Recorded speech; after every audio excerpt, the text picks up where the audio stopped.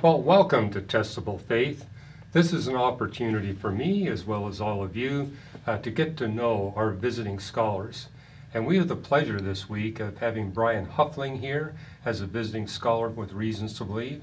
It's where people from our scholar community come in person here at Reasons to Believe headquarters, and we get to collaborate with one another to develop some significant new apologetics tools. But I thought it'd be good for us just to get to know Brian Huffling in this first episode. Then we'll talk about his specific research in the second episode. And Brian, I thought there's really no better way to get to know you than to actually hear your story of how you came to faith in Jesus Christ. So first of all, were you raised in a Christian home or not? I was raised in a Christian home in my grandparents' home. We went to church. But it wasn't until I was about 15 until I really became serious about my faith. I was going to another church with my friend, and it was a Baptist church, and the pastor did the altar call and asked if anyone wanted to come forward and accept Christ. So I did, and about a week later I was baptized. I got involved in some weird theology and the Word Faith movement about that time. Not the Baptist church. Not the Baptist church. No, this is just discovering this on my own and through some family. My grandmother was very influential. I mean, she was a very strong Christian. And I went to a Christian school, high school, went to a Christian college, Lee University, and was interested in learning about apologetics while I was at Lee, and then went to Southern Evangelical Seminary to study that when I got after college. When you responded to that altar call, what was it that kind of got you prepared to say, you know what, I really need to do this? Is there something that you learned or heard that kind of settled things for you? I think I just wanted to make sure I really was following Christ, really was saved, because I had believed the gospel, but I don't remember before then having a conscious decision to follow Christ. You didn't really have any doubts about the matter? I didn't have any doubts. I just wanted to kind of make a commitment, and then, I was there with some friends who were very devout Christians, and I was 15 at the time, so I wanted just to make sure I was on the right path, had surrendered to Christ myself, and just wanted to make that commitment. And it sounds like you got water baptized shortly I did. After? Yeah, water baptized in the church, water baptized again. I didn't know it was controversial to do that. When I went to Israel a few years later to visit and have a tour of that, so we were baptized in the Jordan River there as well. It was freezing cold. So yeah, I got a double dose. Oh, me too. I've been baptized in that same Oh, nice. Jordan River. Okay. It's like, and hey, I know about this debate about, is it working to be baptized more than once? Right. It was a capital offense one time or another.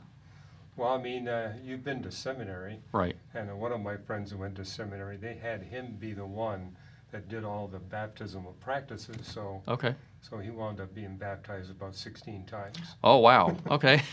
That was kind of part of the teaching. Right. experience. I got you. Right. Okay. So I think you're okay. Hope so. And the Jordan it's a special experience. It was very special. Can you tell us about your first experience sharing your faith after you became a Christian? Oh, let's see. First experience sharing my faith. I would say, okay? Because when I gave my life to Christ, I said, okay, I'd studied the Bible for 18 months. Okay. Giving my life to Christ means I have to be a public witness for Him. Right. And so I began to look for these opportunities. Right. What I would say in regards to the public out showing of my faith would be when I changed schools, and actually I was still 15, but it was around the same time. I was very serious about my faith. I wanted to learn all I could, and so I would read my Bible during lunch. I would talk to my teachers. I was kind of the weird kid who would rather talk to the teachers at lunch and the principals and learn and grow from them because they were the smart ones. So I would talk to them. I want to hang out with them and read my Bible and learn and see what they had to say. So I would say just trying to live that out in high school, going to a youth group, trying to help people who needed help in any way, and sharing my faith that way, and just being around people. It began with you sharing your faith with fellow Christians. Is that correct? I'm sorry? Yeah, that sounds like you began to share your faith with people that were Christians, trying to learn from them. I did. I wanted to share my faith with them and learn from what they learned. I wanted to learn all about theology and the Bible. I was really hungry for it. I had some interesting introductions into theology following people that I would now consider aberrant to the Christian faith. But through that experience, God made me really serious in that time period about reading the Bible and learning about theology. And I wanted to get all I could. And I was a little bit different in that regard because I wasn't afraid to be different. When people were doing one thing, I would try to make sure I was doing my best to be a Christ-like example and read the Bible and that kind of thing. And so what was your first experience sharing your faith with someone who was not a believer? Oh, let's see. First time sharing my faith. Or second We time, used to go in college we had a ministry called Bread. We would take loaves of bread to the poorer part of town and explain to them, who we were and why we were sharing not just the bread but the gospel. The bread of life. Right. Yeah. And then we took some trips downtown Atlanta to the homeless shelter. So I would say that for a fact, I know I've shared my faith in those kind of areas. Before then, maybe I don't remember, but for sure in those college experiences, I helped run a nursing home ministry while I was in college, and would go down there on Sundays and preach the gospel and give them a sermon and be with them and just kind of serve with them down there. So how was the response from the people you shared with? I think it was ordinarily positive. In fact, actually, now that you mentioned, I took a class on evangelism explosion. We were told to go door to door and share our faith and try to learn the material and how to use it. And it was, from what I can remember, it was mostly positive. I don't remember anybody being overly harsh or critical. I've had some more experiences later on in life where they were, but not then. Right. Now, you wound up going to seminary and actually getting a doctoral degree. Yes. What motivated you to take that path? Well, at 19, I wanted to be a professor. I thought I wanted to teach history. And then I thought, I don't know if I want to be a teacher because I want to make sure I'm not poor and everything. So then I was going to go to law school. But I couldn't shake this desire to learn theology and the Bible and apologetics. And so I Googled MA in apologetics. Well, I'm from Charlotte, and they came up. SES was one of the schools that taught that. And SES is Southern Evangelical Seminary. Yes. And so, I'm from Charlotte. I had been going to school in Tennessee at Lee, and then moved back. It was either Biola, which is down the road from here, quite a distance from my home at the time. So I decided to go to SES. And I just had this desire to want to know why I believed the gospel, why I believed in God and the resurrection, to satisfy my intellectual curiosities. It wasn't so much doubt. There might have been a little bit, but mainly I just wanted to know, why do I believe this? I can explain it, but I can't really defend it, and I think I should be able to, and so I went to SES for that. And did you have any opportunity to integrate your legal training and your historical background? I didn't get to law school. I was looking at it and decided, well, I just can't shake this desire to go learn apologetics.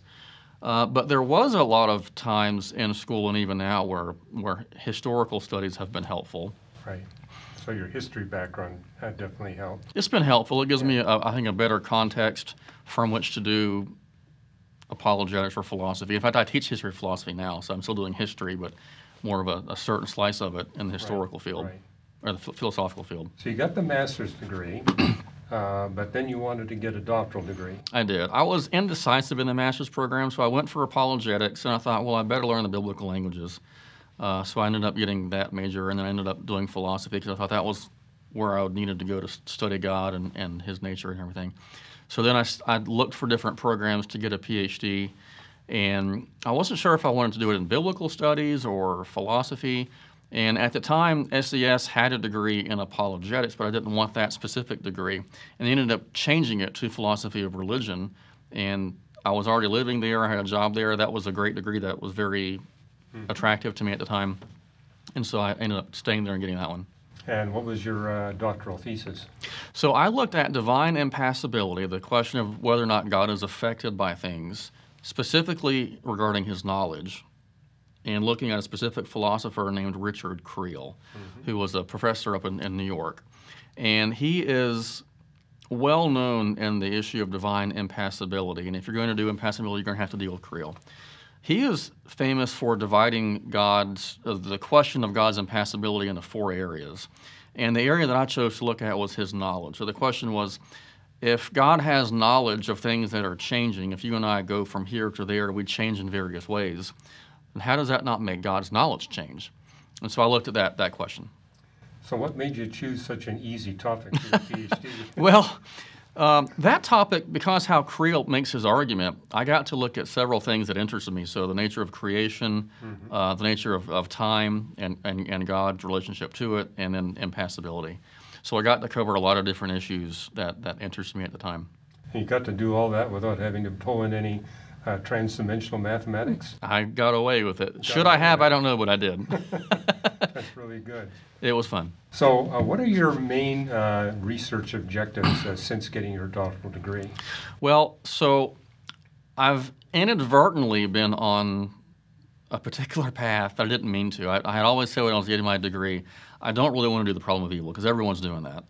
And I don't want to debate new atheists. And so in 2019, I debated a new atheist on that topic, the problem of evil. So I've had several publications. I know, he does.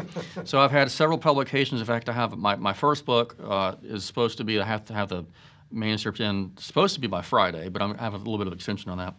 So the problem of evil has been an area of my research accidentally.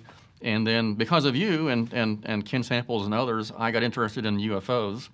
I'm a chaplain in the Air Force, and I took a program of study with him, and my thesis or research project was on the relationship between UFOs and national security. So I'm kind of doing that as well. So problem of evil, God's nature and attributes, UFOs, why not be a little weird? So you got to tell me, what got you into the chaplaincy? Well, I was in the Marines. When I turned 20, I went into the Marines, enlisted, and I had watched A Few Good Men. I watched it on a plane here, actually, and wanted to become a Marine because of that movie. Went to military school for a semester in high school, and ended up transferring from the Marine Corps to the Navy. I was going to go into intelligence. I was activated in the Marines while I was in college. I wanted to get through a seminary. I knew I wanted to get a PhD. So it was going to be like 10 years of school, so I didn't want to get pulled out again. So I went inactive in the Navy. And while I was in seminary, somebody brought up the Air Force chaplaincy, and it sounded interesting to me, so because it married my interest in ministry as well as the military. And so I looked into it, and I was accepted as a candidate, which is an internship, basically. And then I did that. I started that in 06. So I've been in the chaplain corps since 06 now. Wow. And so do you have a family, Brian? I do. I'm married. I've been married 20 years coming in January, and 3 kids. 3 children. Very good. Well, thank you for joining us. Go to reasons.org, search under Brian Huffling, and you'll see all the resources that he's developed with us here at Reasons to Believe.